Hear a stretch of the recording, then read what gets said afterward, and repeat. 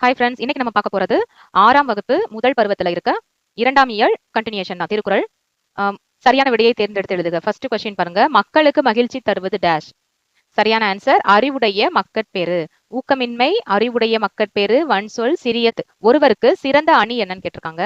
மாலை, காதணி, இன்சொல், வன்சொல். இது ஈஸி தான், ஸ்ட்ரைட்டா எழுதிடலாம். இன்சொல். அடுத்து பொருத்தமான சொற்களை கண்டு நிரப்புக. இனிய உளவாக இன்னாத கூறல் கனி இருப்ப காய் கவர்ந்தற்று. இந்த மாதிரி திருக்குறள் கொடுத்துட்டு அதுல டேஷ் போட்டு கேட்பாங்க. நம்ம கரெக்டான ஆன்சர் எழுதணும். இனிய உளவாக இன்னாத கூறல் கனி இருப்ப காய் கவர்ந்தற்று. அன்பிலார் டேஷ் எல்லாம். அன்பிலார் எல்லாம் தமக்குரியர் அன்புடையார் டேஷ் உரியர் பிறர்க்கு என்பும் உரியர் பிறர்க்கு. நயமறிக கேட்டிருக்காங்க. செயற்கரிய செய்வார் பெரியர் சிறியர் செயற்கரிய செய்கலாகாதார். இந்த குறளில் உள்ள எதுகை மோனை சொற்களை எடுத்து எழுதுக. நயம் பாராட்டுனாலே அப்படிதான். எதுகைனா செகண்ட் எழுத்து ஒன்னா வருது. ஓகேங்களா? அதாவது இங்க பாருங்க, சீர்ல யா இ இந்த மாதிரி இரண்டாம் எழுத்து ஒரே மாதிரி வந்தா அதுக்கு பேர் வந்து எதுகை. முதல் எழுத்து ஒரே மாதிரி வந்துருச்சுன்னா, சேமா வந்துச்சுன்னா அதுக்கு பேர் வந்து மோனை. எதுகை சொற்கள்லாம் எடுத்து எழுதலாம். இந்த பாருங்க, செயற்கரிய அந்த யா, அதே மாதிரி செய்வார் இ, செகண்ட் எழுத்து சேமா இருக்கிறதுனால இது வந்து எதுகை சொற்கள். அடுத்து அதே மாதிரி இங்கேயும் பாருங்க, செயற்கரிய யா, செய்கலா, இந்த இருக்க இ இருக்கும்ல, செயற்கரிய செய்வார் செயற்கரிய செய்கலா. அடுத்து மோனை சொற்கள் பாருங்க, ஃபர்ஸ்ட் லெட்டர் ஒரே மாதிரி வருது. இதுலயும் அதே பார்த்தா செயற்கரிய செய்வார் சே. அதே மாதிரி மோனை சொற்கள்ல செயற்கரிய செய்கலா சே. ஃபர்ஸ்ட் லெட்டர் ஒன்னா வந்துச்சுன்னா மோனை சொற்கள், இரண்டாம் எழுத்து ஒரே மாதிரி சேமா வந்துச்சுன்னா அதுக்கு பேர் வந்து எதுகை சொற்கள். பின்வரும் செய்திக்கு பொருத்தமான திருக்குறள் எது என கண்டறிந்து எழுதுக. 2016ஆம் ஆண்டு ரியோ நகரில் மாற்றுத்திறனாளிகள் ஒலிம்பிக் போட்டி நடைபெற்றது. அதில் தமிழ்நாட்டைச் சேர்ந்த மாரியப்பன் கலந்து கொண்டார். உயரம் தாண்டுதல் போட்டியில் அவர் தங்கம் பதக்கம் பெற்றார். செய்தியாளர்கள் அவருடைய தாயிடம், பாருங்க தாய் மக்கட்பேர்ல வந்துரும், நேர்காணல் செய்தனர். என் மகனின் வெற்றி எனக்கு மிகவும் மகிழ்ச்சி அளிக்கிறது. அவனை பெற்ற பொழுதை விட இப்பொழுது அதிகமாக மகிழ்கிறேன் என்று மகிழ்ச்சியுடன் கூறினார். இதுக்கு சரியான திருக்குறள் எது? செயற்கரிய செய்வார் பெரியர் சிறியர் செயற்கரிய செய்கலாகாதார். அது கிடையாது. இது பாருங்க, ஈன்று பொழுதின் பெரிதுவக்கும் தன் மகனை சான்றோர் கேட்ட தாய். அதாவது தன் குழந்தைய பெத்தெடுத்ததை விட ஈன்ற பொழுதின் பெரிதுவக்கும், அப்போ சந்தோஷத்தை படுறதை விட தன் மகனை, தன்னோட மகனை சான்றோன் என எல்லாருமே உயர்ந்து பேசும்போது, பாராட்டி பேசும்போது குழந்தை பிறக்கிறத விட சந்தோஷமா இருக்கும் அப்படின்னு சொல்றாங்க. அப்ப இந்த லைன் இங்க இருக்கு பாருங்க, என் மகனின் வெற்றி எனக்கு மிகவும் மகிழ்ச்சி அளிக்கிறது. அவனை பெற்ற பொழுதை விட இப்பொழுது அதிகமாக மகிழ்கிறேன். இதுக்கு சரியான குறள் இதுதான்.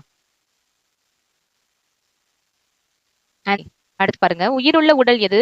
அன்பு இருப்பதுதான். இதுக்கு சரியான ஆன்சர் அன்பு. 6th ஸ்டாண்டர்ட்ல அன்பு தான் இருக்கு.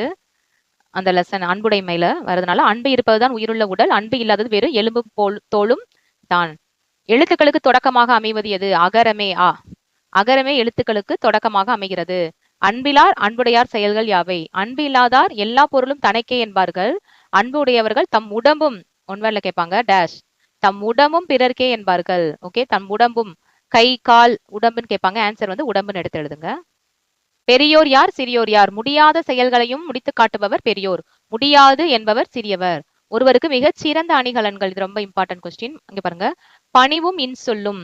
நல்ல ஞாபகத்தில் வச்சுக்கோங்க, பணிவும் இன்சொல்லும் ஒருவருக்கு மிகச் சிறந்த அணிகலன்கள். 2 போட்டுக்கோங்க, வளையல் ஞாபகத்தில் வச்சுக்க 2 வேர்டு. பணிவும் இன்சொல்லும். காயை உண்பது எதை போன்றது? இனிய உளவாக இன்னாத கூறல் கனி இருப்ப காய் கவர்ந்தற்று. அந்த மாதிரி இனிய சொல் இருக்கும் பொழுது இன்னா சொல் பேசுவது, கனி இருக்கும் போது காயை உண்பதை போன்றது. மழை பற்றி வள்ளுவர் கூறுவது என்னன்னா, உரிய காலத்தில் டேஷ் கெடுப்பதும் கேட்பாங்க, பெய்யாது கெடுப்பதும். மழைதான் உரிய காலத்தில் பெய்து டேஷ் காப்பதும் மழைதான். அப்படி இல்லாட்டினா உரிய காலத்தில் பெய்யாது கெடுப்பதும் டேஷ் அப்படின்னு கேட்பாங்க, மழை அப்படின்னு ஆன்சர் பண்ணணும். உலகத்து உயிர்களை பசி எப்போது துன்புறுத்தும்? மழை உரிய காலத்தில் பெய்யாது போனால் உலகத்து உயிர்களை பசி துன்புறுத்தும். உலகத்து உயிர்களை டேஷ் துன்புறுத்தும் கேட்பாங்க, பசி துன்புறுத்தும் அப்படின்னு சொல்லி எழுதிக்கலாம். அடுத்து திருவள்ளுவர் பற்றிய குறிப்பு பாருங்க. திருவள்ளுவர் டேஷ் ஆண்டுகளுக்கு முற்பட்டவர், 2000 ஆண்டுகளுக்கு முற்பட்டவர். எக்காலத்துக்கும் பொருந்தும் டேஷ் வகுத்து கூறியுள்ளார், வாழ்க்கை நெறிகளை வகுத்து கூறியுள்ளார். இவரோட சிறப்பு பெயர்கள் வான்புகழ் வள்ளுவர், தெய்வ புலவர், பொய்யில் புலவர். திருக்குறள் பற்றி பார்த்தோம்னா, திருக்குறள் 3 பிரிவுகளை கொண்டது. திருக்குறள் 3 பிரிவுகளை கொண்டது. அறத்துப்பால், பொருட்பால், இன்பத்துப்பால். எத்தனை? 14 கீழ்கணக்கு நூல்கள் 1. திருக்குறள் டேஷ் நூல்கள் 1னா 14 கீழ்கணக்கு நூல்கள் 1. திருக்குறளில் உள்ள அதிகாரங்கள் டேஷ் 133, குறட்பாக்கள் 1330, ஒரு அதிகாரத்துக்கு 10 பாடல்கள்.